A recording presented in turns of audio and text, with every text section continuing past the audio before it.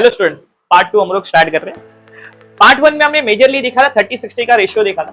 वैसे ही पार्ट 2 के अंदर हम लोग थोड़ा देखेंगे 45-45-90, जो हमने 30-60 का रेशियो पढ़ लिया था। देखो सम में याद रखना 30-60 का एक सम आ सकता है, नहीं तो 45-45-90 का एक सम आ सकता है, दोनों में से कोई भी बराबर। अभी 45, ये देखो इसका ही सम को मैंने इधर एक वर्चुअल इधर लिखा है। पिछले सम के अंदर मैंने आपको बताया 30-60 का रेशियो बताया था, सेम 45 का भी आपके सामने रेशियो दिया है 1/√2।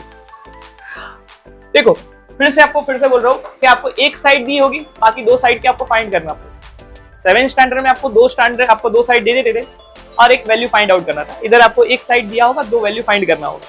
तो आपको हाइपोटेनस दे दिया होगा, हर एक सम में हाइपोटेनस दे दिया होगा और आपको दो वैल्यू फाइंड आउट करना होगा। तो देखो 45 के सामने कौन आ रहा है, xy आ रहा है, और इधर भी 45 के सामने क्या आ रहा है, xz आ रहा है। देखो दोनों एंगल इक्वल है, तो दोनों साइड का वैल्यू भी क्या आएगा, सेम ही आएगा। ये भी याद रखना, साइड सेम होगी तो एंगल भी सेम होगा। ओके, और 45 के लिए क्या यूज करते हैं, आप थोड़ा ध्यान से देखो क्या यूज होता है, 1/√2 यूज होता है, ये लिख लो। और बाजू में क्या लिखना है, हाइपोटेनस लिखना है। हाइपोटेनस का नाम क्या है, yz। आप zy भी लिख सकते हो, वो भी चलेगा। yz है कितना, 3√2 है। देखो ये थोड़ा याद रखना, दोनों नंबर साथ में, तो दोनों नंबर साथ में तो मल्टीप्लाई फॉर्म में होता है, तो √2 आराम से उड़ सकता है। तो आंसर क्या है, 3 आया। तो आपका xy बोलो कि xz बोलो, दोनों का आंसर आपका कितना होगा, दोनों का आंसर आप स्प्लिट भी करके लिख सकते हो, और दोनों को साथ, दोनों का मार्क्स का एक ही होता है। अभी ये लिखने के बाद हम थोड़ा आगे जाएंगे टॉपिक के अंदर। तो इधर आता है थियरम ऑफ ज्योमेट्रिक मीन। ये ज्योमेट्रिक मीन को मैंने इधर लिखा है, बराबर। ये थियरी में आपको पढ़ा था उसकी, तो थियरी में आप थोड़ा ध्यान से देखो। ज्योमेट्रिक मीन जो होता है, क्या होता है ज्योमेट्रिक मीन, तो ज्योमेट्रिक मीन मतलब क्या होता है, जो भी आपका राइट एंगल होता है, जो भी राइट एंगल होता है, उसको ये समझो आपका राइट एंगल है, ये दिख रहा होगा राइट एंगल। राइट एंगल से ऐसी लाइन निकल रही है, ऐसी एक लाइन निकल रही है, देखो ध्यान से देखो। ये राइट एंगल क्या करता है, हाइपोटेनस को डिवाइड करता है। देखो लिखा भी, हाइपोटेनस को डिवाइड करता है। तो देखो इधर मैंने फिर से बनाया, ये आपका राइट एंगल है। राइट एंगल से आपने एक लाइन निकाला, और ये जो लाइन गई वो हाइपोटेनस के दो टुकड़े कर दो। जो हाइपोटेनस के दो टुकड़े हो, है ना, जो लाइन कर रही है, ये लाइन को बोलते हैं मीन, और इसको बोलते हैं ज्योमेट्रिक। तो ज्योमेट्रिक मीन, है ना, इसको ज्योमेट्रिक मीन बोलते हैं। इसका फॉर्मूला क्या होता है वो भी याद रखना, जो मीन होता है उसका स्क्वायर करना है। मीन का क्या करना है, स्क्वायर। तो मैंने इधर लिखा ज्योमेट्रिक मीन का स्क्वायर। और बाकी दो साइड होती है, वो दो साइड का क्या करना है, प्रोडक्ट करना है। आप मल्टीप्लाई भी बोल सकते हो, तो दो साइड का मल्टीप्लाई करना है। ये आपका फॉर्मूला है ज्योमेट्रिक मीन का। ये लिखने के बाद आपको ज्योमेट्रिक मीन ऐसा लिखना है फॉर्मूला का। चलो थोड़ा आगे, आप थोड़ा आगे जाओगे तो आपको एग्जाम्पल सम दिखेंगे जो आपके अलग अलग दिख रहे हैं। उसमें आपको 30-60 वाला जो मैंने पार्ट 1 के अंदर बताया था, वही एक एग्जाम्पल ले लेते हैं, बराबर। 30, 60 और 90, 30, 60 और 90। और आपको जानबूझ के एक हाइपोटेनस दे दिया है, बाकी दो साइड दी नहीं है। पहले भी मैंने बहुत बार बोला है, फिर से एक बार बोल रहा हूँ, आपको एक साइड की वैल्यू दी है, बाकी दो साइड की वैल्यू दी नहीं है, वैसे आपको फाइंड आउट करना है। तो 30 के सामने कौन आता है, 30 के सामने आपका रहा है BC, वो लिख लो। 30 के लिए हम लोग क्या यूज करते थे, तो 30 के लिए हम लोग यूज करते थे 1/2। जो आपको नहीं मालूम है तो पार्ट 1 को थोड़ा देख लेना, उसमें आपको मालूम पड़ेगा कि 30 के लिए क्या यूज करो। और उसके बाद आपको लिखना है हाइपोटेनस। ओके, AC कितना है, तो आपके सामने 14 है, इधर से कट करो तो आपको आंसर आ जाएगा 7। आपको BC मिल गया। वैसे 60 भी निकाला, 60 के लिए क्या है, 60 के सामने कौन आता है, AB आता है, देख लो। 60 के लिए भी मैंने फिर से बोल रहा हूँ, पार्ट 1 आपको थोड़ा देखना पड़ेगा। 30, 60, 40 क्या है आपको थोड़ा देखना पड़ेगा, तो थोड़ा देख लेना 60 का मतलब क्या है। 60 का आता है 3√2, और उसके बाद आपको हाइपोटेनस लिखना है।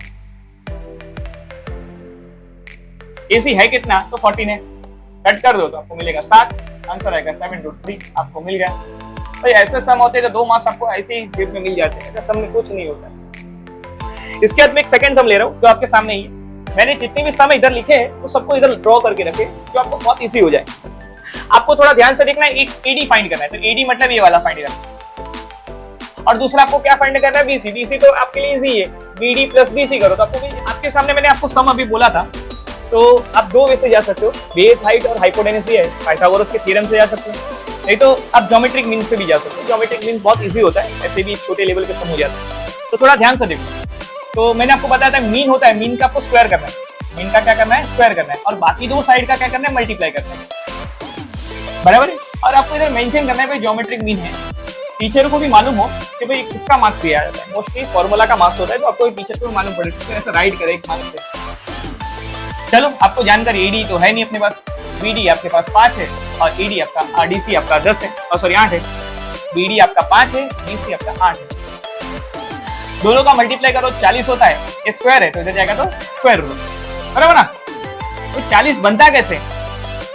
तो 40 बनता है 10 इंटू 4 से बनता है, बराबर ना। 4 को बाहर निकालो तो आपका बन जाएगा 2, 10 अंदर ही रहेगा क्योंकि 10 का कोई स्क्वायर रूट होता नहीं है। तो आपको AD मिल गया, कितना मिला? 2 रूट 10। आपको AD तो फाइंड करना था, अभी दूसरा क्या फाइंड करना है? PC फाइंड करना है। PC तो आपके लिए इजी है। PC बनता है कैसे? BD plus DC, BD plus DC। BD है कितना? 5 और DC कितना है? 8। प्लस कर दो तो आपको मिल जाएगा 13, हो गया। ये भी इसी सम था, ये भी 2 मार्क्स। इसके बाद आपको फिर से दिया है जो तीसरे वाला सम है, इधर मैंने दिया है, और आपको फाइंड आउट क्या करना है? QN फाइंड करना है, यही QN। ये आपका Q है, थोड़ा दिखेगा नहीं तो इधर बना देगा Q। तो QN फाइंड करना है, फिर से आपको मीन फाइंड करना है। क्या फाइंड करना है? मीन फाइंड करना है। अभी फॉर्मूला किया तो मीन का क्या करना है? स्क्वायर करना है, और बाकी दोनों साइड का क्या करना है? दोनों साइड का क्या करना है? मल्टीप्लाई करना है। याद रखना, फिर से बोल रहा हूँ, मीन का स्क्वायर और बाकी दोनों साइड का क्या करना है? मल्टीप्लाई करना है। अब PN कितना है? 9 है, और NR कितना है? 16 है। देखो मल्टीप्लाई नहीं करना, मल्टीप्लाई करने की कोई ऐसी कोशिश नहीं करना। आपको थोड़ा मैथ्स का नॉलेज हो तो दोनों स्क्वायर आते हैं, दोनों स्क्वायर के आंसर है। तो स्क्वायर है तो जाएगा तो स्क्वायर रूट हो जाएगा, है ना। तो इधर खाली QN लिखना है। 9 बाहर निकलेगा तो 3 हो जाएगा, और 16 बाहर निकलेगा तो 4 हो जाएगा, और दोनों का मल्टीप्लाई करो तो 12 हो जाएगा। देखो आपका आंसर इधर ही होगा। आगे का जो वीडियो होगा पार्ट 3 में हम कंटिन्यू करेंगे।